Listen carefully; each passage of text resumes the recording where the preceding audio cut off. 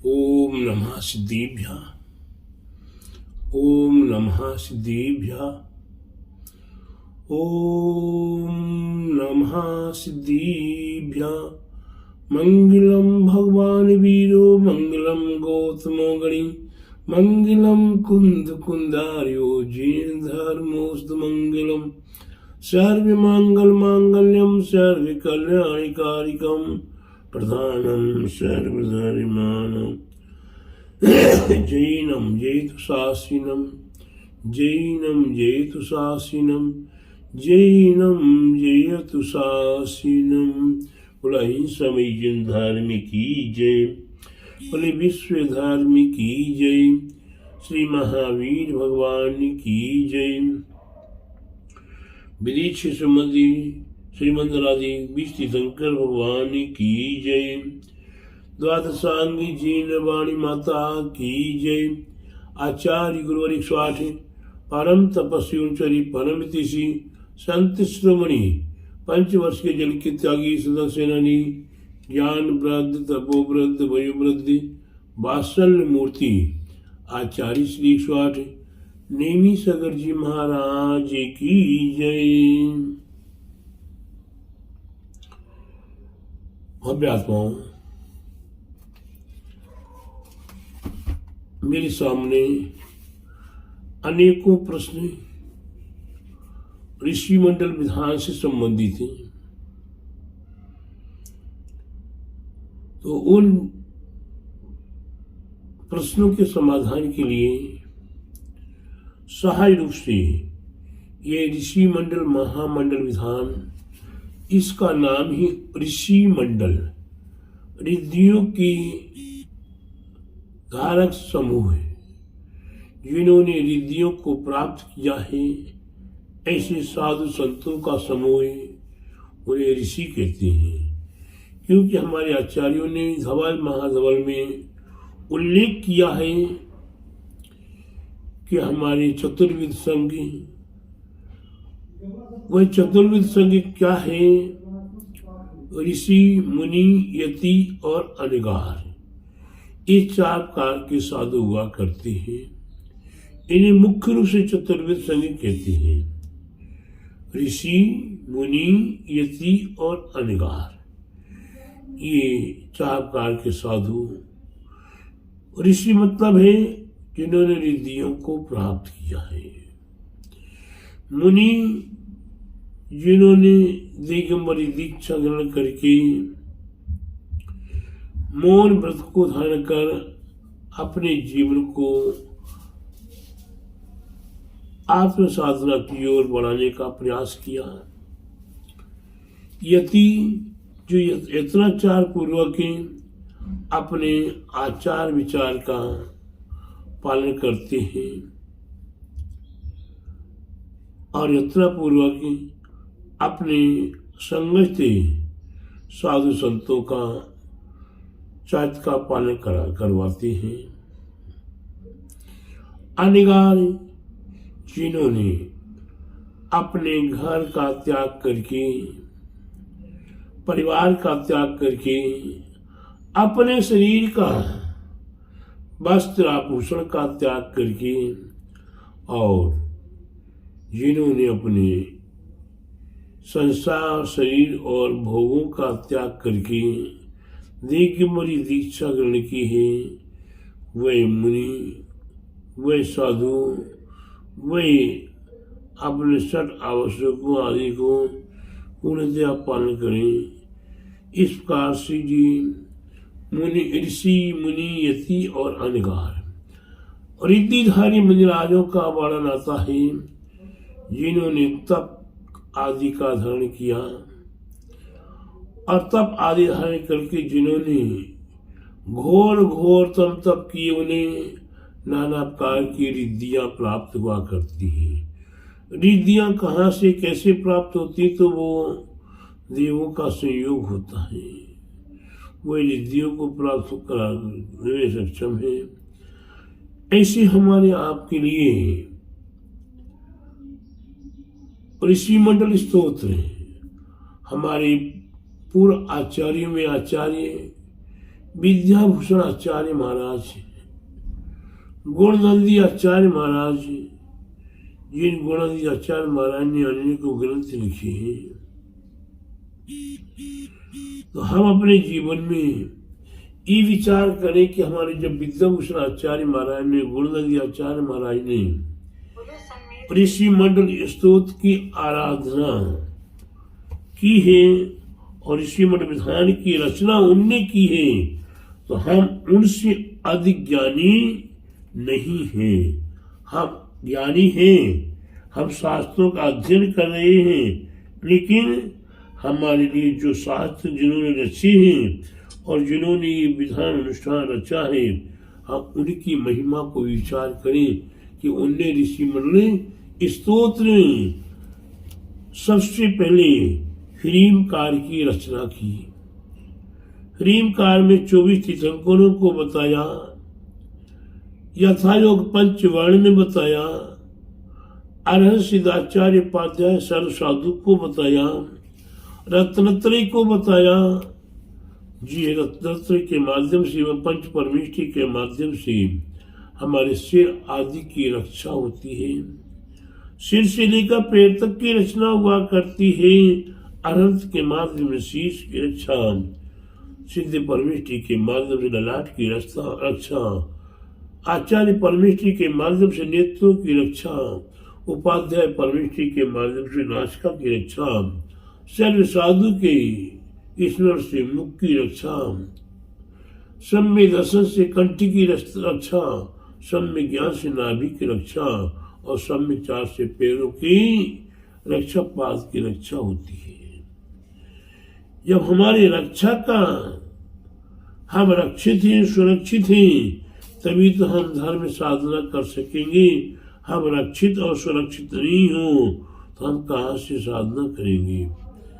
इसलिए प्रत्येक भव्य आत्माओं को ये ऋषि मंडल स्तोत्र में बहुत अच्छे से बताया है और इसमें पंचवर्ण बताए हैं, 5 रंग कौन कौन सी कहाँ कहाँ ह्रीमकार में स्थित है।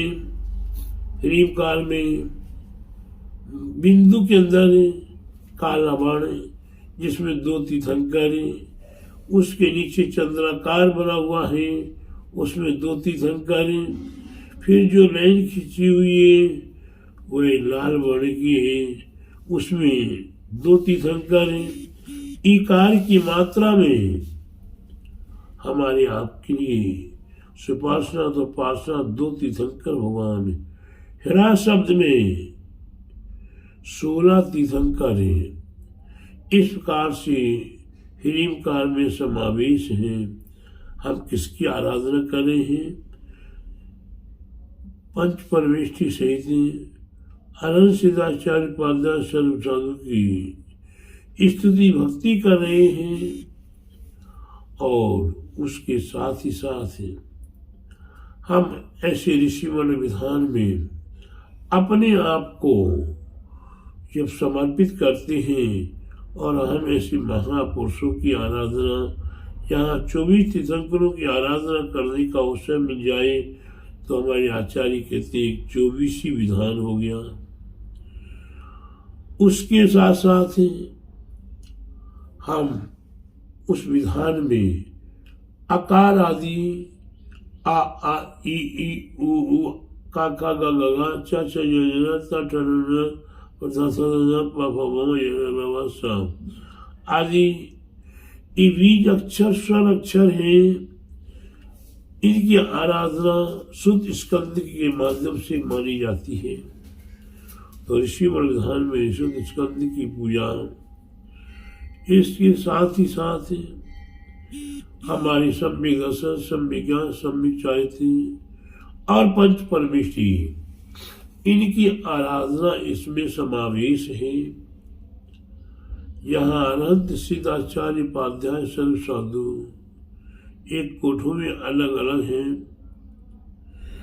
इसके साथ ही साथ पंच परमेष्ठी के साथ रत्नत्रय की पूजा, सम्यक दर्शन, सम्यक ज्ञान, सम्यक चारित्र की आराधना और इसके साथ साथ रिद्धिधारी महाविराज जो हमारे चतुर्विकाय देव है, यह चतुर्निकाय देव से पहले हमारे तीर्थंकर रिद्धिधारी महामुद्राज बुद्धि रिद्धि औषधि रसिद्धि तप रिद्धि बल रिद्धि विकृति चरदि अक्षर महान सिद्धि आदि ऐसे रिद्धिधारी महामुद्राजों की हम भक्ति भाव से थे ऋषिवर विधान में आराधना करते, जिससे कहते 64 रिद्धि विधान, 24 विधान भी हो गया, परमेष्टि विधान भी हो गया, रत्र विधान भी हो गया और रिद्धिधारी महामुद्राजों का विधान हो गया। उसके बाद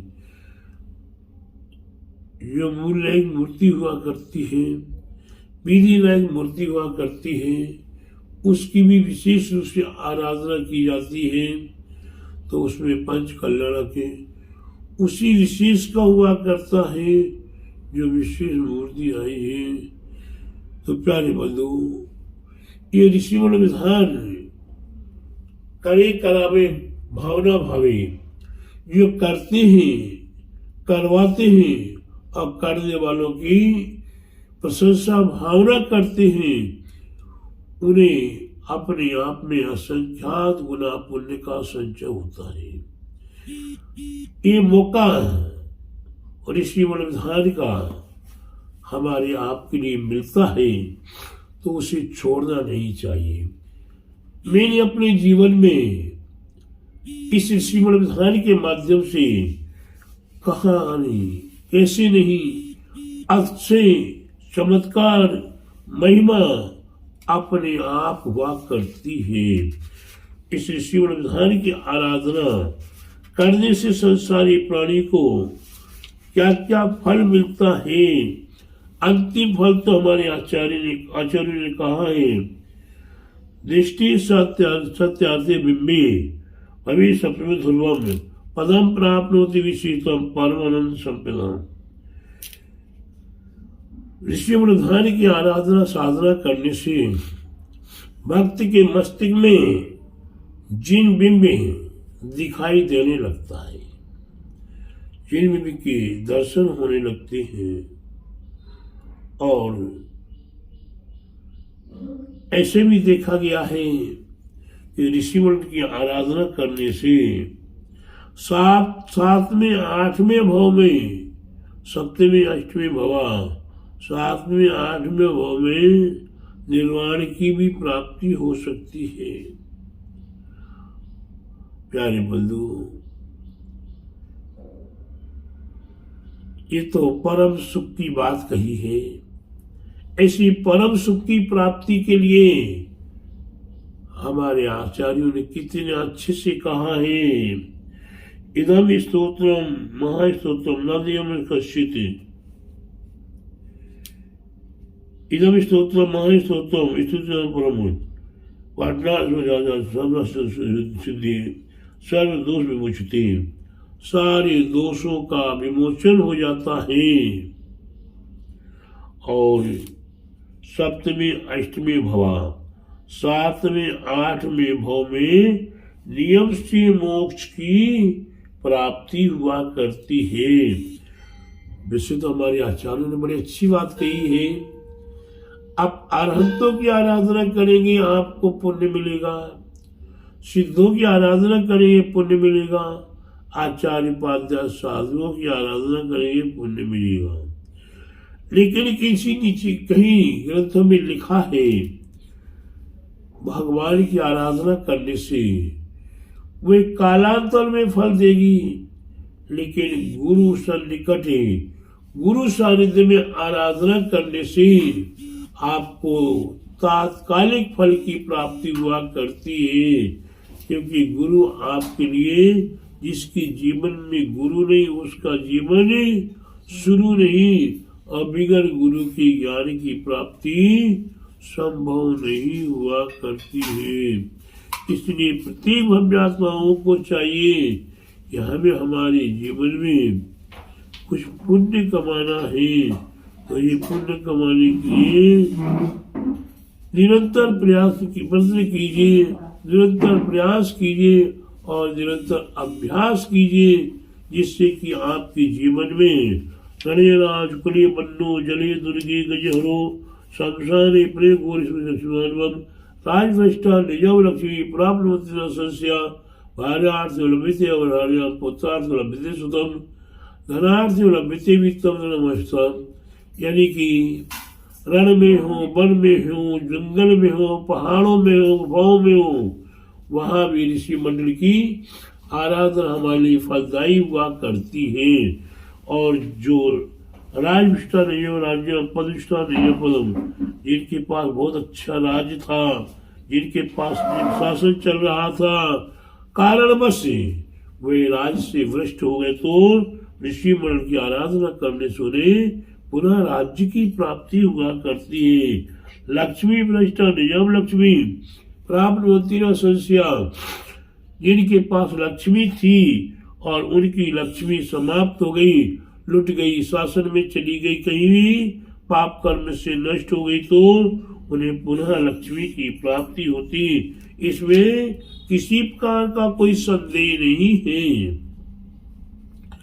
भार्यार्थ लभ्यते भार्यम पुत्रार्थ लभ्यते सुतम, जिनकी शादी नहीं हो रही हो, ऋषि मंडल की आराधना करने से उनकी शादी हो जाती है। जिनके यहाँ संतान की प्राप्ति नहीं हो रही हो, उन्हें संतान की प्राप्ति हो जाती है।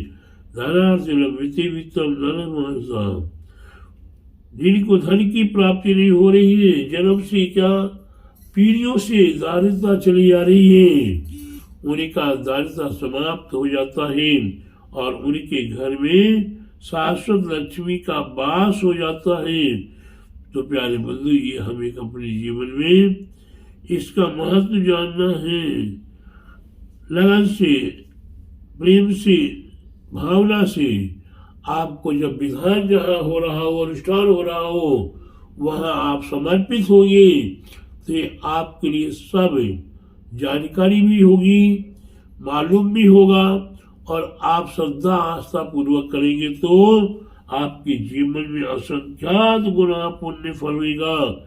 इसको स्वर्ण रूप का से लिखित पूजे थे तस्से, यानी कि सोने पर लिखने से, चांदी पर लिखने से, कांस्य पत्री पर लिखने के बाद फिर इसे अपने घर में रखेंगे और आपके जीवन में अनेकों प्रकार से फल की प्राप्तियां होगी। तो मैं आपको यही कहूँगा कि आप अवश्य ही ऐसे पावन पुनीत अवसर को प्राप्त कीजिए। ऐसे पावन पुनीत आपके जीवन में कब कब आते हैं, और जब जब आते हैं तो हमें नाना प्रकार से विघ्न, बाधा, संकट, आपदा, विपदाएं आती हैं। अशुभ कर्म के उदय से हमें ये शुभ कार्य करने का अवसर, शुभ कार्य में सहयोगी बनने का अवसर, शुभ कार्य में धन संपत्ति लगाने का अवसर भी हमें नहीं मिल पाता, क्योंकि तीव्र पाप कर्म का उदय है।